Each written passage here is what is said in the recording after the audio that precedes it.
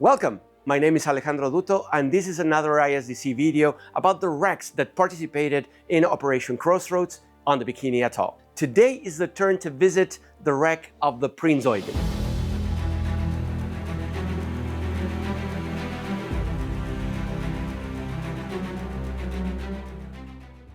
For this video, the fourth of the series, we will have the usual sections. We will start with a general dive brief where we will explain everything related to the dive, which by the way differs from what we did in the previously shown wrecks. We will brief you about 3 dives and do them. First of all, the dive on the outside, and later 2 penetration dives. The first one starting from the bow and diving the main deck, and the second one starting at the stern and diving the middle deck. Of course, and as usual, we will end up the video with a recap on Prinz Eugen's history. For this particular video, we have a guest. He's Vasco Vazelli, one of the ISDC members here in Miami. Also, unlike in the previous videos, we have some collaborators. We have Aaron Argrimson, Didier Folan-Grisel, Dan Dawson, and Elmar Dete.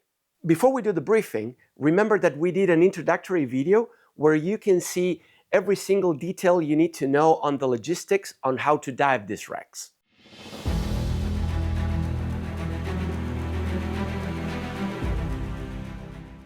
Prinz Eugen was an Admiral Hipper-class heavy cruiser. She served with Germany's Kriegsmarine during Second World War. It measured 212 meters, which is 697 feet of length, and 70 feet in width, which is give or take 21 meters. It had a crew of 1,382 men. The Prinz Eugen survived both nuclear detonations and was later scuttled on Kwajalein Atoll, 252 nautical miles or 406 kilometers away. The Prinz Eugen is located nowadays on Enubuj Island, part of said atoll, 3.1 nautical miles or 5.5 kilometers away from the Buchholz military base over there. The Prinz Eugen was run aground on the island, so part of the ship can be seen from the surface. The interesting part of this is that the wreck is lying upside down, so what you will see are the props surfacing out of the water. Only 2 of the 3 propellers remain on site. The third one is in display in front of the Marine Memorial in Laboe, Germany. The wreck is not only upside down, but also on a slope, being the deepest section, the bow, at 100 feet or 30 meters. Like all the other dives on the Operation Crossroads wrecks, we did it on CCR. But in this case, the requirements of depth and decompression times were not as high given the maximum depth of the site.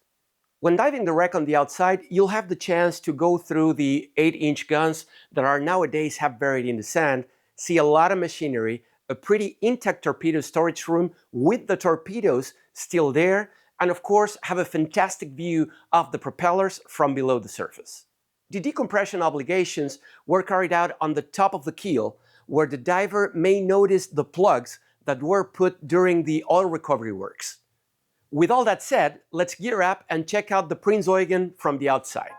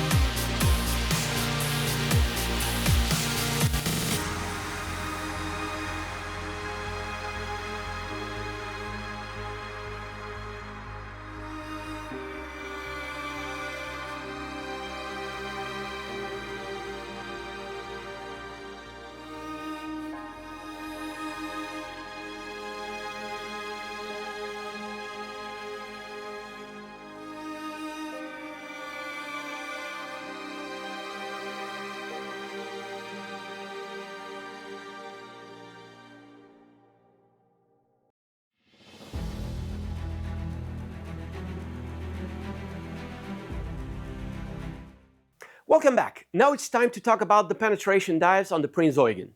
As we said, the wreck spans from the surface to a depth of 100 feet or 30 meters. We'll be showing 2 penetration dives covering parts of the 2 upper decks. The access points for these dives were on the hatches by the 8-inch guns on the bow and the same guns on the stern. From both hatches, we went up to enter the wreck, penetrating around 590 feet or 180 meters on each case. So if we have to summarize the key points to have in mind when penetrating this wreck, we'll find the slope, needing constant adjustments on buoyancy. The wreck is upside down, so all the references are inverted. Going up gets us deeper into the wreck and vice versa. Silting, of course, like all of the other Operation Crossroads wrecks, and the fact that the ship was not designed to be upside down, and decay is taking a toll. So extra awareness of the surroundings is necessary. For this penetration dive, we enter the hatch by the forward guns as said, which put us straight on the forward quarters of the main deck. From there, we did a horseshoe route pattern, seeing a lot of artifacts and exploring several rooms where the highlights are basically restrooms, quarters, and the barber shop. Lastly, pay attention to the still intact light bulbs that are all around. With all this covered, let's get back in the water.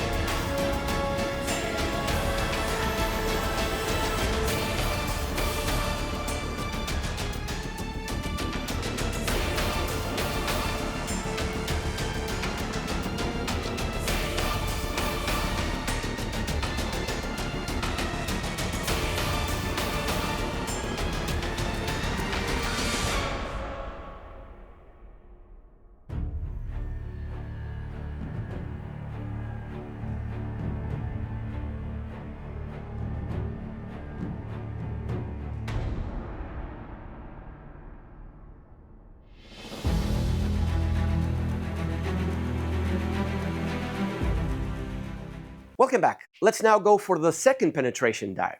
In this case, we entered through a really shallow hatch at the stern guns. Then we moved up, passing through the main deck straight to the middle deck.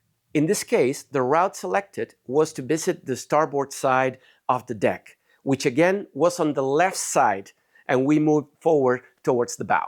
Here you will see the NCO quarters, the remains of a hangar that used to hold parts of planes in the ceiling, and the tailor and cobbler spaces. Notice that the deck used to have a railing system on the roof, which is marked here on the plans, and you will see it as if it was on the floor. As there was a hangar with two Arado AR-186 seaplanes in between the two levels, the railing system was used to move plane parts, among other things, to help logistics of plane catapults. So with this, join me for our penetration to Prinz Eugen's middle deck.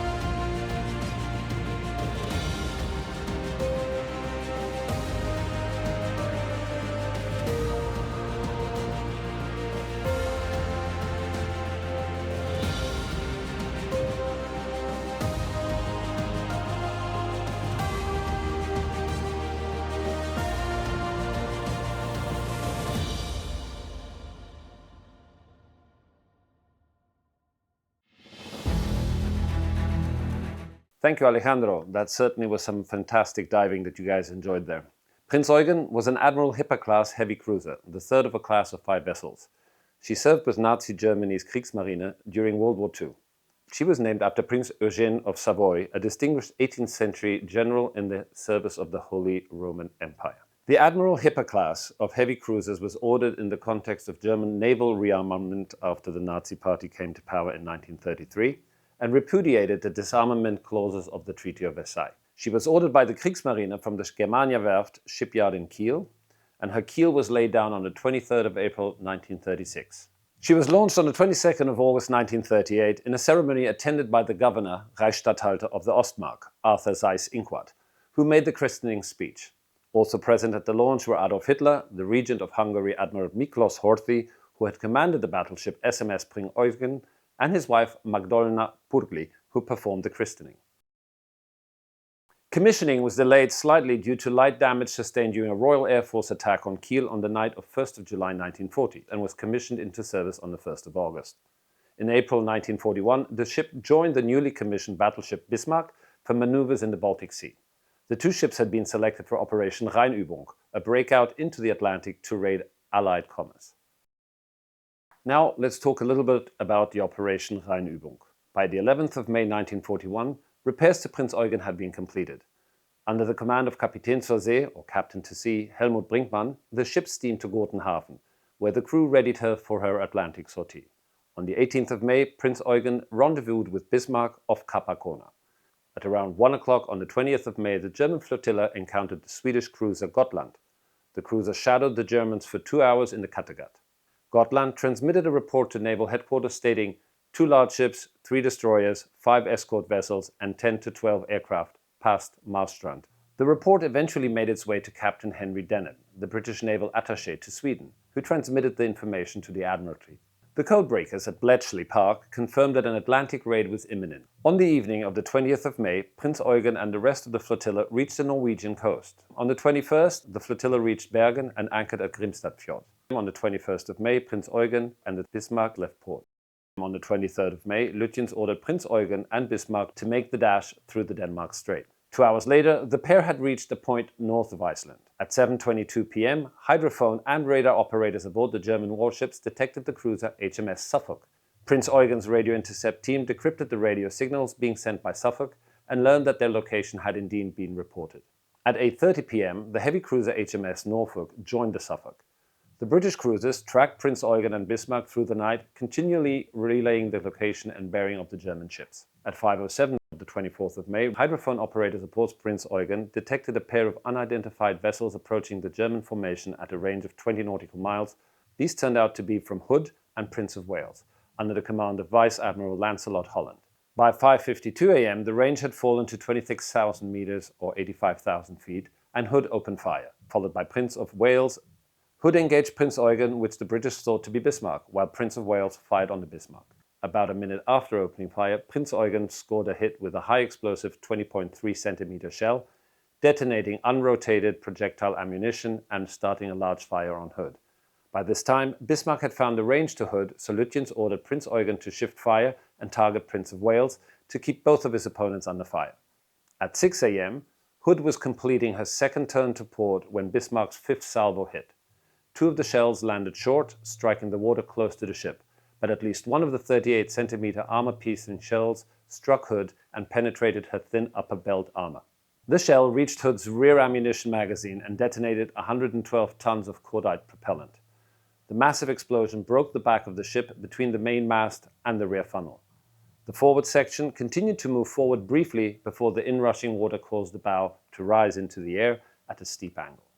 The stern similarly rose upwards as water rushed into the ripped open compartments. After only 8 minutes of firing, Hood had disappeared. After a few more minutes, during which Prince of Wales scored 3 hits on Bismarck, the damaged British battleship withdrew. The Germans ceased fire as the range widened, though Captain Ernst Lindemann, Bismarck's commander, strongly advocated chasing Prince of Wales and destroying her. Lutyens firmly rejected the request and instead ordered Bismarck and Prinz Eugen to head for the open waters of the North Atlantic. Afterwards, the ship continued further south on a mission against shipping lines.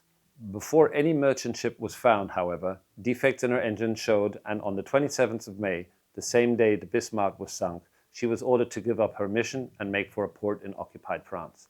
The propeller problems could only be checked and repaired in a dock, and thus Brest, in France, with its large docks and repair facilities, was chosen as a destination. Despite the many British warships and several convoys in the area, Prinz Eugen reached the Bay of Biscay undiscovered. And now we'll talk a bit about the Operation Cerberus and Norwegian operations. Brest is not far from bases in southern England, and during their stay in Brest, Prinz Eugen and the battleships Scharnhorst and Gneisenau were repeatedly attacked by Allied bombers. On the night of the 1st of July 1941, Prinz Eugen was struck by an armor-piercing bomb that destroyed the control center deep down under the bridge. The continuous air attacks led the German command to decide Prinz Eugen, Scharnhorst and Gneisenau would have to move to safer bases as soon as they were repaired and ready. The intention was to use the ships to interdict Allied convoys to the Soviet Union, as well as to strengthen the defenses of Norway. Hitler insisted they would make the voyage via the English Channel, despite Raeder's protest that it was too risky. Vice Admiral Otto Ciliax was given command of the operation. At 11 p.m. on the 11th of February, Scharnhorst, Gneisenau and Prinz Eugen left Brest. They entered the Channel an hour later. By 1 p.m. the ships had cleared the Strait of Dover, but half an hour later a flight of 6 Fairey Swordfish torpedo bombers with Spitfire escorts attacked the Germans. At 4:43 p.m. Prinz Eugen encountered 5 British destroyers, the Campbell, the Vivacious, Mackay, Whitshed and Worcester. She fired her main battery at them and scored several hits on Worcester, but she was forced to maneuver erratically to avoid their torpedoes. Nevertheless, Prinz Eugen arrived at Brunsbüttel on the morning of the 13th February completely undamaged. On the 21st of February 1942, Prinz Eugen, the heavy cruiser Admiral Scheer and the destroyers Richard Beitzen, Paul Jacobi, Hermann Schönemann and Friedrich Ihn steamed to Norway. After stopping briefly in Grimstadsfjord, the ships proceeded on to Trondheim. 2 days later, while patrolling off the Trondheimsfjord, the British submarine Trident torpedoed Prinz Eugen. However, on her own power, she managed to reach Trondheim and from there was towed to Lofjord, where over the next few months emergency repairs were effected. On the 16th of May, Prinz Eugen made the return voyage to Germany under her own power. Prinz Eugen was out of service for repairs until October. Hans-Erich Voss, who later became Hitler's naval liaison officer, was given command of the ship when she returned to service. In early January of 1943, the Kriegsmarine then ordered the ship to return to Norway to reinforce warships stationed there. Twice in January, Prinz Eugen attempted to steam to Norway with the Scharnhorst, but both attempts were broken off after British surveillance aircraft spotted the 2 ships. After it became apparent that it would be impossible to move the ship to Norway, Prinz Eugen was then assigned to the Fleet Training Squadron. As the Soviet army pushed the Wehrmacht back on the Eastern Front, it became necessary to reactivate Prinz Eugen as a gunnery support vessel. On the 1st of October 1943, the ship was reassigned to combat duty. Prinz Eugen was at this time under the command of Kapitän zur See Hans-Jürgen Reinicke, and she served as Thiele's flagship. Throughout June, she steamed in the eastern Baltic northwest of the island of Utö as a show of force during the German withdrawal from Finland. Between the 19th and the 20th of August, the ship steamed into the Gulf of Riga and bombarded Tukums. Prinz Eugen's bombardment was instrumental in the successful repulse of the Soviet attack. In early September, Prinz Eugen supported a failed attempt to seize the fortress island of Hoogland. The ship then returned to Gortenhafen before escorting a convoy of ships evacuating German soldiers from Finland. While on the return voyage to Gortenhafen on the 15th of October, Prinz Eugen inadvertently rammed the light cruiser Leipzig amidships north of Hella. The light cruiser was nearly cut in half, and the 2 ships remained wedged together for 14 hours. The cruiser was ready for action by mid of January 1945, when she was sent to bombard Soviet forces in Samland, when she then proceeded to bombard Soviet forces around Gortenhafen, Danzig and Hella. The following month, on April 8th, Prinz Eugen and Lützow steamed to Swinemünde. Prinz Eugen then departed Swinemünde for Copenhagen, arriving on the 20th of April. Once there, she was decommissioned on the 7th of May and turned over to the Royal Navy Control the following day. On the 13th of December, Prinz Eugen was awarded as a war prize to the United States, which sent the ship to Wesermünde. The cruiser was commissioned into the US Navy as the unclassified miscellaneous vessel USS Prinz Eugen, with the hull number IX-300. A composite American-German crew consisting of 574 German officers and sailors, supervised by 8 American officers and 85 enlisted men under the command of Graubart, then took the ship to Boston, departing on the 13th of January 1946 and arriving on the 22nd of January. After arriving in Boston, the ship was extensively examined by the US Navy. On the 1st of May, the German crewmen left the ship and returned to Germany. Thereafter, the American crew had significant difficulties in keeping the ship's propulsion system operational. The ship was then allocated to the fleet of target ships for Operation Crossroads in the Bikini Atoll. She was towed to the Pacific via Philadelphia and the Panama Canal, departing on the 3rd of March. The ship survived 2 atomic blasts, Test Able, an airburst on the 1st of July 1946, and Test Baker, a submerged detonation on the 25th of July of the same year. She suffered no significant structural damage from the explosions, but was thoroughly contaminated with radioactive fallout. The ship was towed to the Kwajalein Atoll in the Central Pacific, where a small leak went unrepaired due to the radiation danger. On the 29th of August 1946, the US Navy decommissioned Prinz Eugen. By late December 1946, the ship was in very bad condition, and on the 21st, she began to list severely. A salvage team could not be brought to Kwajalein in time, so the US Navy attempted to beach the ship to prevent her from sinking. But on the 22nd of December, Prinz Eugen capsized and sank. The ship's stern, including her propeller assemblies, remained visible above the surface of the water. During August 1979, one of the ship's screw propellers was retrieved and placed in the Laboe Naval Memorial in Germany, and the ship's bell is currently held at the National Museum of the United States Navy. Starting in February 2018, the US Navy, including the Navy's Mobile Diving and Salvage Unit 1, US Army, and the Marshall Islands conducted a joint oil removal effort with the salvage ship USNS Salvador, which had cut holes into the ship's fuel tanks to pump the oil from the wreck directly into oil tanker Humber. The US Navy announced that the work had been completed by the 15th of October 2018, and the project had extracted approximately 250,000 US gallons or 950,000 liters of fuel oil, which amounted to 97% of the fuel remaining aboard the wreck. And that's it for the history of the Prinz Eugen. Thank you very much, Vasco, for participating today. I hope everyone liked the video. If you like it, please give us a thumbs up. Remember to leave your comments, and of course, remember to subscribe. Now, the next video is going to be on a submarine, which is the USS Apagon. See you there.